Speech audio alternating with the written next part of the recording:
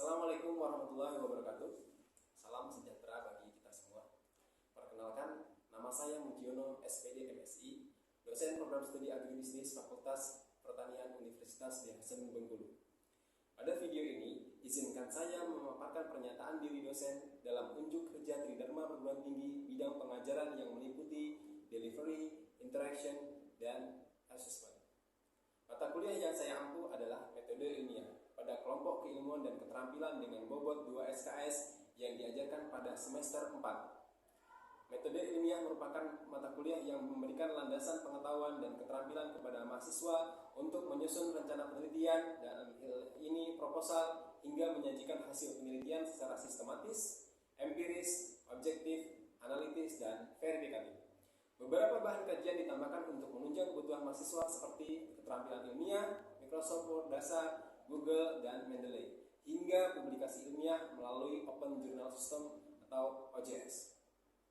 Adapun capaian pembelajaran pada mata kuliah ini adalah: yang pertama, mahasiswa mampu melaksanakan etika akademik dan bersikap ilmiah. Yang kedua, mahasiswa mampu memahami ruang lingkup metode ilmiah beserta tahapan-tahapannya.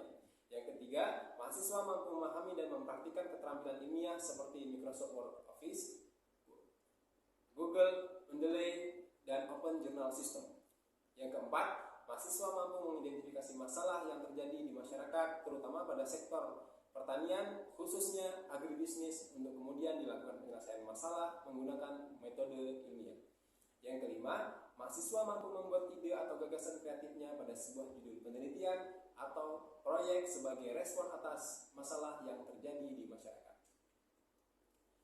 Adapun materi pembelajaran dalam mata kuliah ini adalah: yang pertama, ruang lingkup; yang kedua, keterampilan ilmiah; yang ketiga, identifikasi masalah; yang keempat, penulisan judul; yang kelima, latar belakang; yang keenam, rumusan masalah, tujuan, dan batasan; yang ketujuh, tinjauan pustaka; yang kedelapan, metode bagian 1; yang ke-9, metode bagian 2; yang ke-10, hasil dan pembahasan; yang ke-11, kesimpulan dan syarat; yang ke-12, sitasi dan daftar pustaka; yang ke-13, sikap ilmiah; dan yang terakhir 14, publikasi ilmiah. Seluruh materi pembelajaran tersebut termuat dalam buku ajar karya saya sendiri yang terbit pada bulan Maret 2023. Buku ini saya susun dengan bahasa yang cukup mudah dimengerti tanpa mengurangi konteks keilmuannya. Adapun karya tersebut dapat diunduh ataupun dilihat melalui deskripsi daripada video ini. Sistem perkuliahan dilakukan secara tatap muka. Metode pembelajaran dilakukan dengan ceramah, diskusi, praktik, dan materi pada materi tertentu, diskusi atau kuis, serta tugas individu maupun kelompok. Kemudian, interaksi dilakukan dengan diskusi di dalam kelas maupun secara kontak pribadi dengan dosen, baik secara face to face maupun via WhatsApp group. Terakhir, sistem penilaian pada mata kuliah ini dibagi ke dalam 10% kehadiran, 20% tugas, 30% ujian tengah semester, dan 40% ujian akhir semester. Berikut adalah video pembelajaran metode ilmiah. Selamat menyaksikan. Assalamualaikum warahmatullahi wabarakatuh. Waalaikumsalam warahmatullahi wabarakatuh. Selamat pagi. Pagi. Oke. Gimana kabarnya? Sehat? Alhamdulillah sehat. Oke. Terima kasih. Senang mendengar kalian semuanya berada di sini dan dalam keadaan sehat walafiat. Ya. Mudah-mudahan dengan sehatnya itu kita bisa belajar dengan lebih baik lagi. Mengingat hari ini kalian sudah semester 4, benar kan? Nah, oke. Ya. Namun tidak hanya sehat saja, kan tapi kita perlu berdoa, ya, supaya pembelajaran kita hari ini lebih hikmat dan diberkahi oleh Tuhan Yang Maha Kuasa. Oleh sebab itu kita berdoa terlebih dahulu, sepakat ya? Oke. Silakan Komti dipimpin untuk berdoa. Baiklah kawan-kawan, sebelum kita mulai pelajaran pada pagi hari ini, baiknya kita berdoa menurut agama dan kepercayaan kita masing-masing. Berdoa dimulai.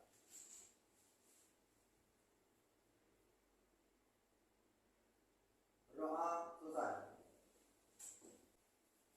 Berikutnya dalam kita belajar kali ini saya ingin tahu kehadiran buat kalian lebih lanjut nih. Maka perlu saya absen di sini ya.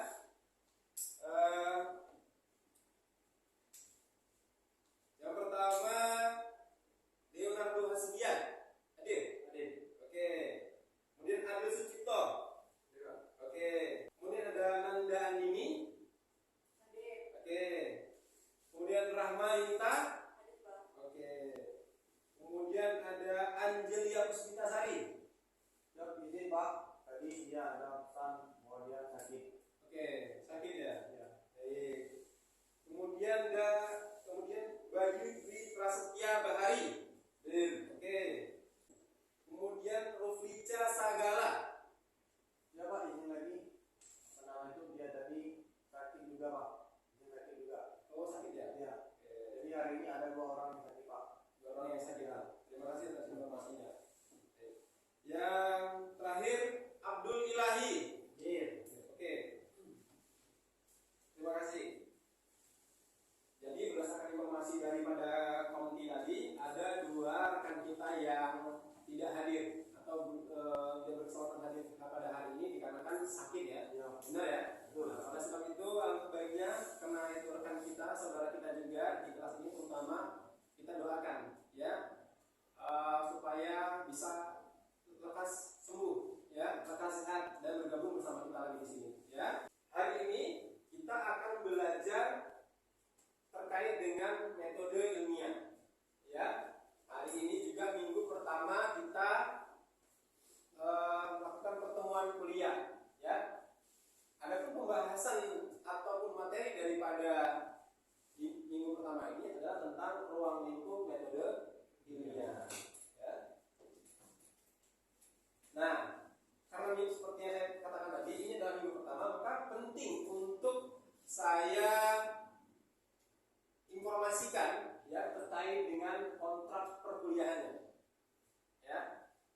Nah, untuk mata kuliah itu metode ilmiah ya merupakan bagian dari mata kuliah ilmuwan dan keterampilan sebanyak 2 SKS. Pengampunya saya sendiri Mujiono, sarjana pendidikan Master of Science ya. Kemudian kurikulumnya semester 4, kurikulumnya 2018 di semester 4 ya. Nah, terkait kehadiran mahasiswa itu terlambat maksimal 15 menit ya. Absen maksimal 3 kali dari 16 kali pertemuan ya. Jika izin harus jujur dan logis. Kalau izin yang tidak jujur atau tidak logis itu bagaimana Pak? Nah, saya bertanya begitu ya, atau kepikiran begitu. Yang tidak logis itu misal, Pak, Assalamualaikum Pak, nama saya Leonardo.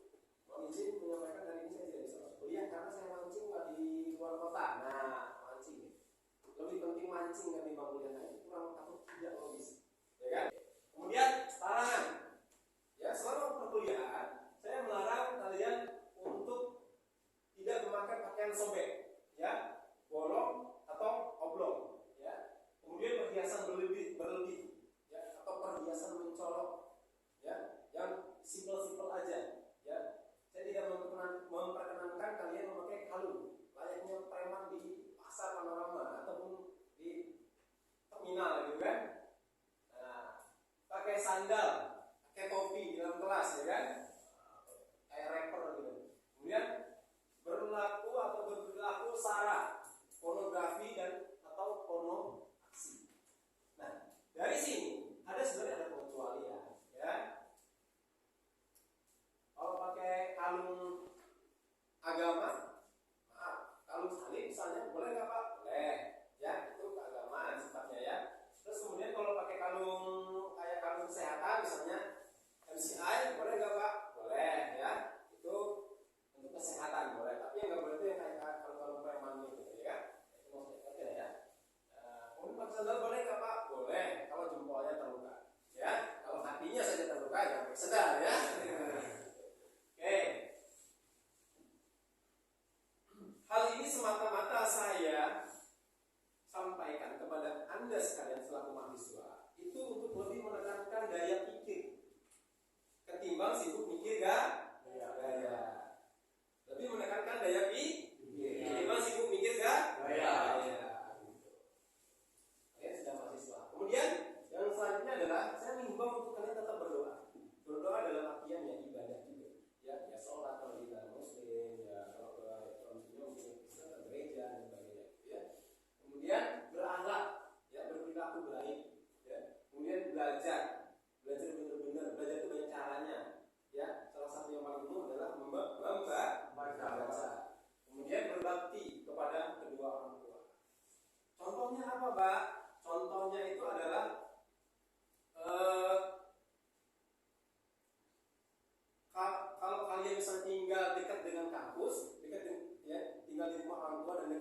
kampus, maka ketika kalian pulang kuliah, kalian bantu orang tua yang mencuci piring, yang mencuci baju, yang menyapu, yang memasak, itu contoh berbagi. Loh, kalau jauh dari orang tua, misal di kota Bengkulu, kalian itu ngekos bagaimana caranya?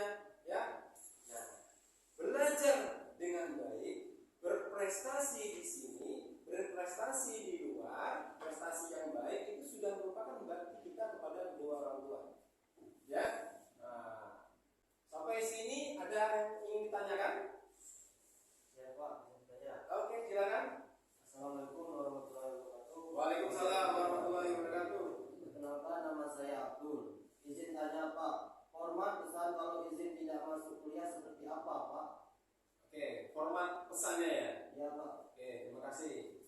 Pertanyaan yang bagus. Abdul ya. Apa formatnya? Ya, satu salam. Assalamualaikum. Selamat pagi. Ya, selamat siang Pak, Bu. Ya kan? Kemudian yang kedua, mohon maaf mengganggu aktivitasnya.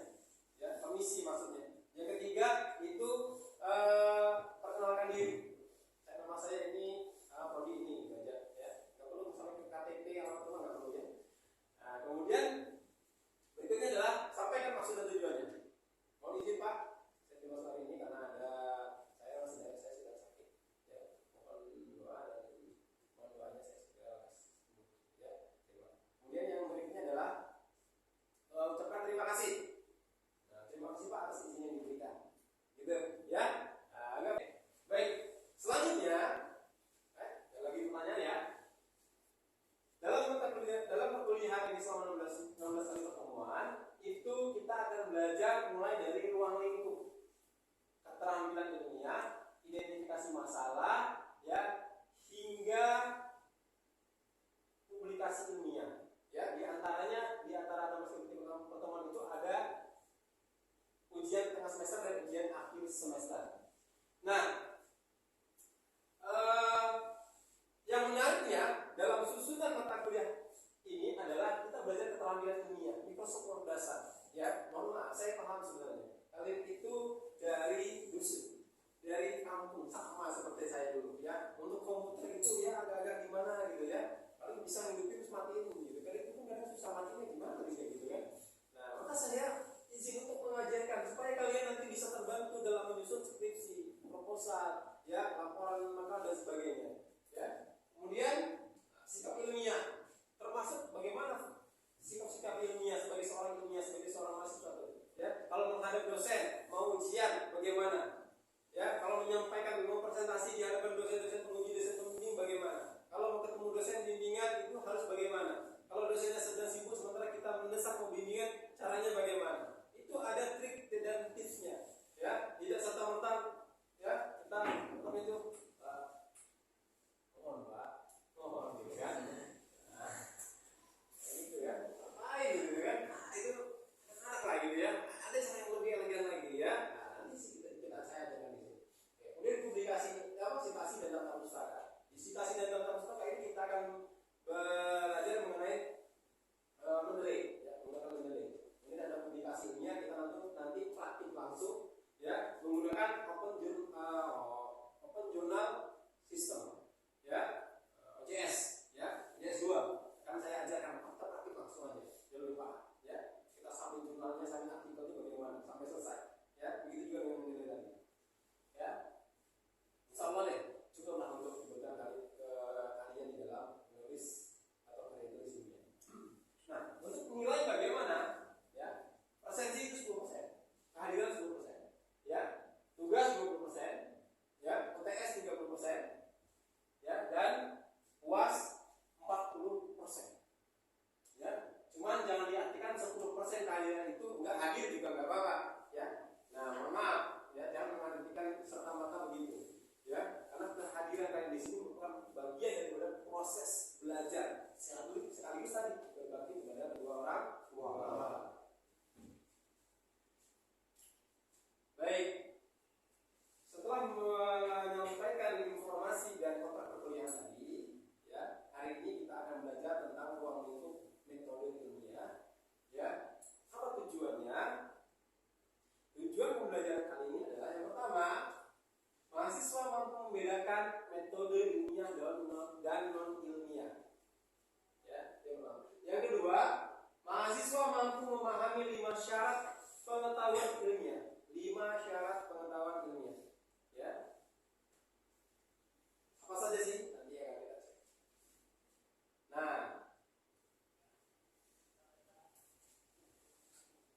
kalian nih sudah semester 4 kan? Ya.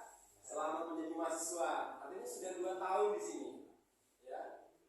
Aktivitas apa aja sih yang ada di mahasiswa ini? Ya. Pasti tidak jauh-jauh dari sini. Kalian pasti berorganisasi, ya kan? Di BEM, di HIMA, di UKMKI, UKM kesenian dan sebagainya. Ya. Kemudian ada juga mungkin yang sambil bekerja, part time, terutama ya, sebagian waktu. Ya. Kemudian ada juga yang berwirausaha, ya. Minimal jualan pulsa, ya. Atau sales mungkin ya. Ya, tidak hanya di sini saya masuk di luar juga ya. Pasti tidak jauh-jauh di sini. Kemudian ada yang lainnya, kita juga belajar di sini. Kita juga praktik di sini. Ya. Nanti kita juga mengabdi. Ya. Kita juga meneliti. Nah, di bagian yang sisi kiri atau kanan kalian ini itu merupakan bagian dari tridharma perguruan tinggi. Saya tekankan di sini. Ya, penelitian. Ya, contohnya banyak. Skripsi, tugas akhir, makalah, survei, observasi, ya, dan lain-lain. Dan itu ada dasarnya. Undang-Undang Nomor 12 tahun 2012. Tentang apa itu? Tentang pendidikan tinggi. Oke. Nanti saya jelaskan. Ya.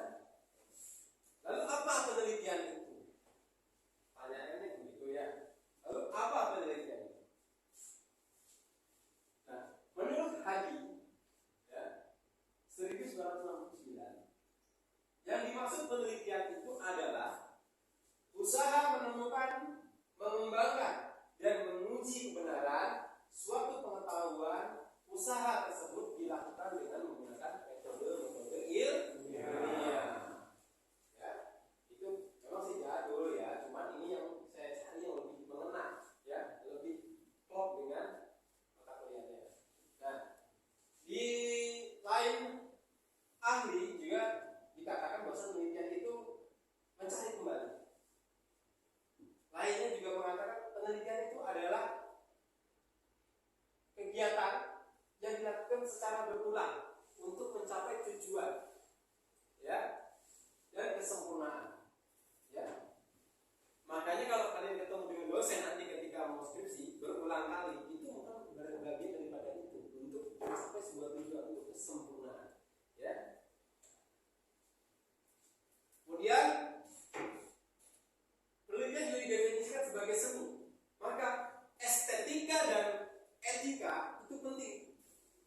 Ya, nulis rapi, bikin tabel bagaimana? Nanti saya kalau bikin gambar judulnya di sebelah mana, sumbernya di sebelah mana, ya. Kalau bikin bagi data isi yang rapi bagaimana? Nanti saya ajarkan. Ya. Berikutnya, nah ini dia Undang-Undang Nomor 12 tahun 2012 tadi. Ya. Dalam bagian 2, ya, paragraf 3, pasal 13 ayat 2 dijelaskan bahwa mahasiswa secara aktif mengembangkan potensinya dengan melakukan pembelajaran pencarian kebenaran ilmiah. Lalu bagaimana mencari kebenaran ilmiah itu? Ya, ada 2 cara. Ada 2 cara caranya. Nah, yang pertama, proses menemukan kebenaran ilmiah itu dilakukan secara penelitian dengan metode-metode ilmiah. Ya. Yang kedua, proses mencari kebenaran itu dilakukan juga dengan non-ilmiah. Seperti contohnya adalah dogmatis, akal sehat, pengalaman, dan coba-coba. Dogmatis, ya, contohnya itu Tuhan, kalau dalam Islam itu satu, Tuhan yang Maha Esa. Nah, nggak perlu juga diteliti Tuhan itu benar nggak satu, atau 2, atau 3, atau malah nggak ada, nggak perlu itu. Ya, udah yakin aja Tuhan itu satu. Itu kalau dalam Islam ya, kalau di agama lain mungkin beda lagi ya keyakinannya. Itu nggak perlu diteliti. Coba-coba bikin pupuk organik melalui YouTube, ya, nonton YouTube bagaimana cara membuat pupuk organik di YouTube, ya, kemudian dipraktikkan. Bisa, itu namanya coba-coba. Tapi kalau secara ilmiah akan diteliti dulu kandungan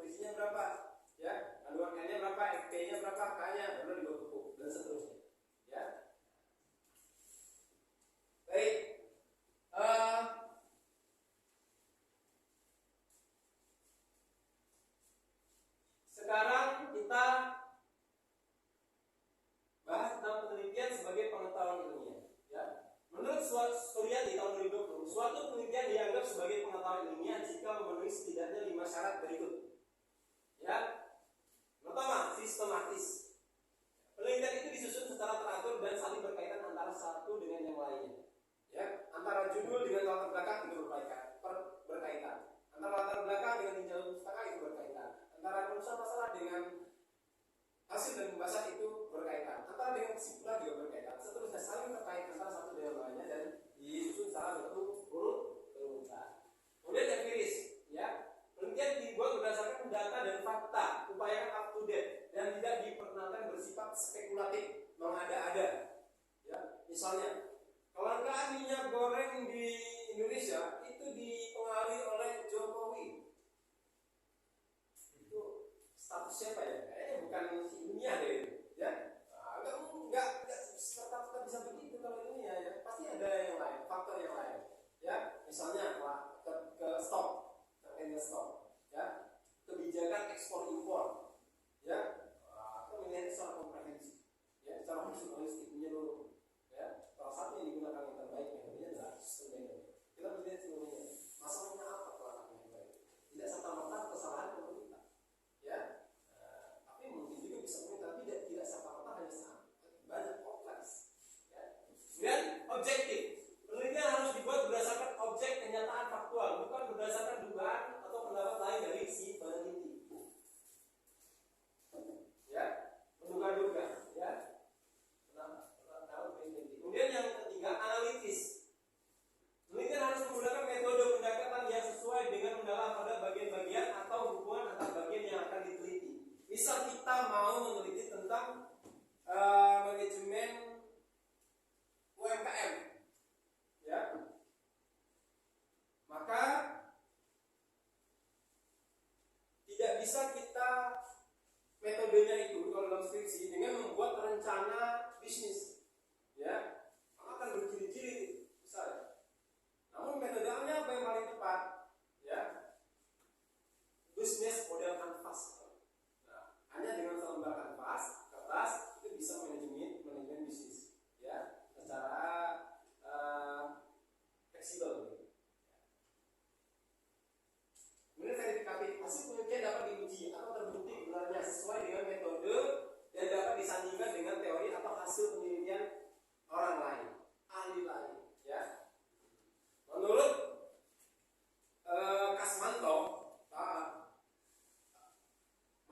menurut hasil penelitian menunjukkan bahwasannya, ya, sawit dapat tumbuh dengan baik pada ketinggian 300 hingga 500 meter, ya, di atas permukaan laut, ya. Hal yang sama juga disampaikan oleh Kasranto, misalnya, di tahun 2019, bahwasanya sawit dapat tumbuh pada ketinggian 400 sampai 500 meter. Nah, kan itu. Jadi intinya bisa disandingkan dengan teori ataupun ahli teori atau temuan orang lain atau ahli lain. Oke, sampai sini ada yang ingin ditanyakan? Ada, ya, silakan. Assalamualaikum warahmatullahi wabarakatuh. Waalaikumsalam warahmatullahi wabarakatuh. Perkenalkan, nama saya Leonardo. Izin bertanya, Pak. Ya.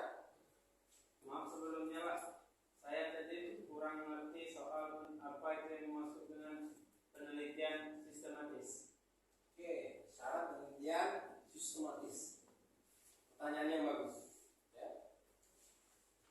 Jadi penelitian sistematis itu saya ulangi, penelitian itu disusun secara runut, teratur, ya, dan berkaitan antara satu dengan yang lainnya, ya.